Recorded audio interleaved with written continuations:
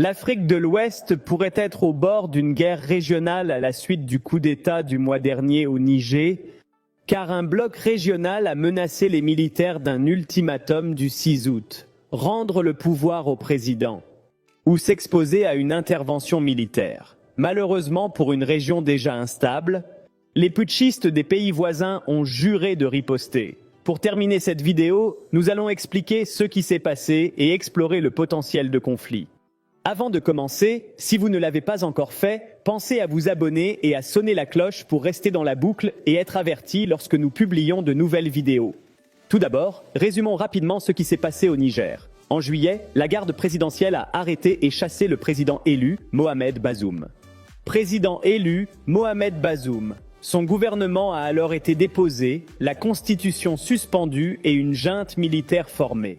La Communauté économique des États de l'Afrique de l'Ouest, CEDEAO, dont le Niger a été suspendu, a rapidement condamné le coup d'État et imposé des sanctions immédiates au pays. Celles-ci comprennent la fermeture des frontières, l'interdiction des vols à destination et en provenance du Niger, l'arrêt des transactions financières, le gel des avoirs et l'arrêt de l'aide. Ces sanctions sont dans l'ensemble conformes à la manière dont la CEDEAO a réagi au récent coup d'État au Mali, en Guinée et au Burkina Faso. Toutefois, la CEDEAO est allée beaucoup plus loin que de simples sanctions en menaçant de recourir à la force contre la junte militaire nigérienne. En effet, la CEDEAO a déclaré que si les militaires ne cédaient pas le pouvoir au président Bazoum dans un délai d'une semaine, c'est-à-dire avant le dimanche 6 août, l'organisation prendrait toutes les mesures nécessaires pour rétablir l'ordre constitutionnel dans la République du Niger.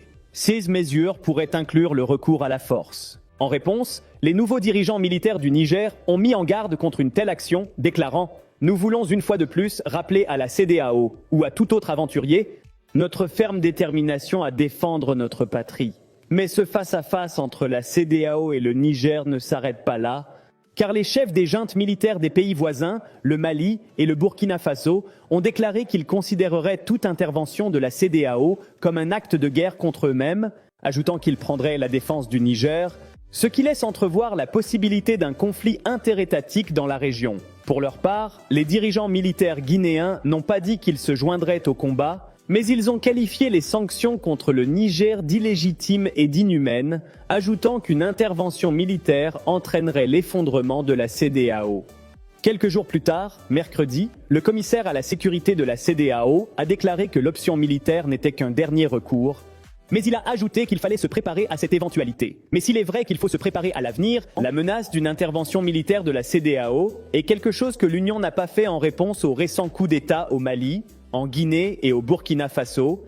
Il convient donc d'examiner pourquoi ils pensent que les choses sont différentes cette fois-ci par rapport à d'autres coups d'État similaires récents. Pour commencer, la menace de la CEDEAO peut provenir du fait que sa réponse au récent coup d'État, essentiellement basé sur des sanctions, a entraîné très peu de progrès vers un régime démocratique, que ce soit au Mali, au Burkina Faso ou en Guinée. S'exprimant sur leur réponse potentielle au Niger, le président des chefs d'état-major de la CEDEAO a déclaré « Notre décision enverra un message fort sur notre engagement en faveur de la démocratie, notre intolérance à l'égard des changements anticonstitutionnels de gouvernement et notre attachement à la stabilité régionale. » En outre, depuis le mois de juin, la CEDEAO est présidée par le président nigérian qui cherche à utiliser le poids important du Nigeria dans la région pour réaffirmer l'autorité de l'Union avec le Nigeria à sa tête. Ou, comme l'a dit le commissaire à la sécurité de la CEDEAO, il est nécessaire de démontrer que nous ne pouvons pas seulement barrer, mais aussi combattre. Le Nigeria a de bonnes raisons de s'inquiéter du coup d'État au Niger. Les deux pays ont une frontière commune et les deux pays sont confrontés à de violentes insurrections menées par des groupes comme Boko Haram et d'autres groupes liés à Al-Qaïda et à l'IS. Tout effondrement de la sécurité au Niger risque donc de se répercuter sur le Nigeria, ce que les autorités nigérianes souhaitent évidemment éviter. L'une des mesures les plus importantes prises jusqu'à présent par le Nigeria dans l'espoir d'empêcher cela est de couper l'approvisionnement en électricité du Niger, car le Niger dépend fortement du Nigeria pour près de 70% de son approvisionnement en électricité. Ainsi, des pannes d'électricité ont été signalées dans les principales villes du Niger. En outre, alors que la CEDEAO n'a pas eu recours à la menace d'une intervention militaire lors d'autres coups d'État récents, il convient de noter que le bloc a lancé d'autres interventions au cours des dernières décennies, la dernière ayant eu lieu en Gambie l'année du coup d'État. Cette opération menée par le Sénégal a vu des troupes entrer dans le petit pays pour forcer le président de l'époque à céder le pouvoir à Adama Barrow après sa défaite électorale.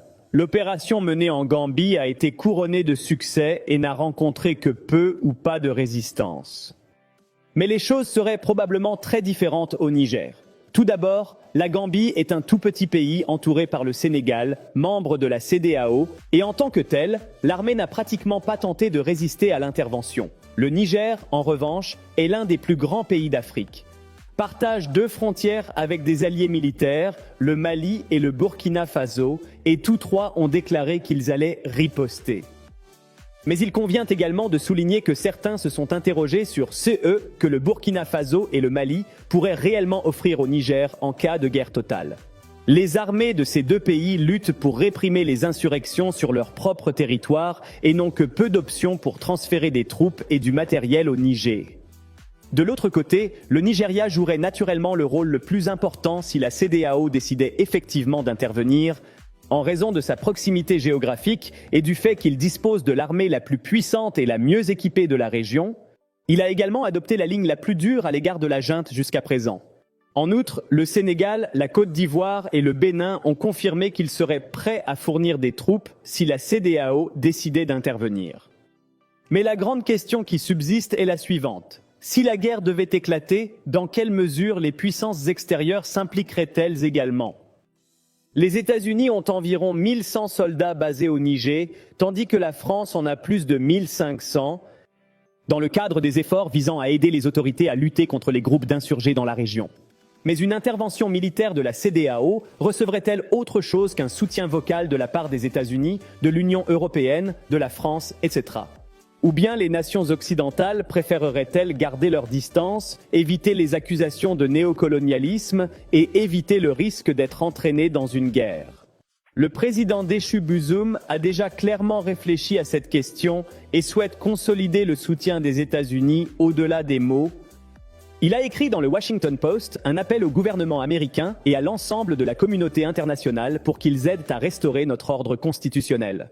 À l'inverse, du côté des juntes militaires, quel serait le degré d'implication du groupe Wagner et de la Russie?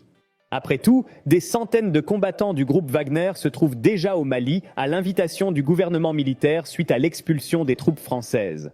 Nous ne savons pas avec certitude dans quelle mesure ces acteurs extérieurs s'impliqueront, mais les plus grands gagnants, à défaut d'un meilleur terme, pourraient bien être les insurgés djihadistes, qui font déjà des ravages dans la région.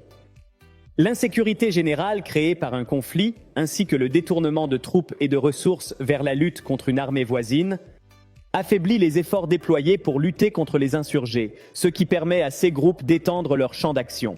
Aujourd'hui, malgré ce risque, un conflit régional complet semble être une réelle possibilité. Les pays européens ont évacué des centaines de leurs ressortissants du Niger, et à l'heure où nous écrivons ces lignes, les chefs de la défense de la CEDEAO continuent de se réunir au Nigeria pour élaborer des plans, et l'armée nigériane aurait reçu l'ordre de se préparer au déploiement. Pendant ce temps, la junte militaire nigérienne continue de faire preuve de défiance, mais il reste à voir si l'une ou l'autre des parties bluffe et pourrait faire marche arrière, et il est honnêtement difficile de dire ce que l'une ou l'autre des parties pense, surtout dans un monde de plus en plus dominé par les fausses informations et la manipulation par l'IA.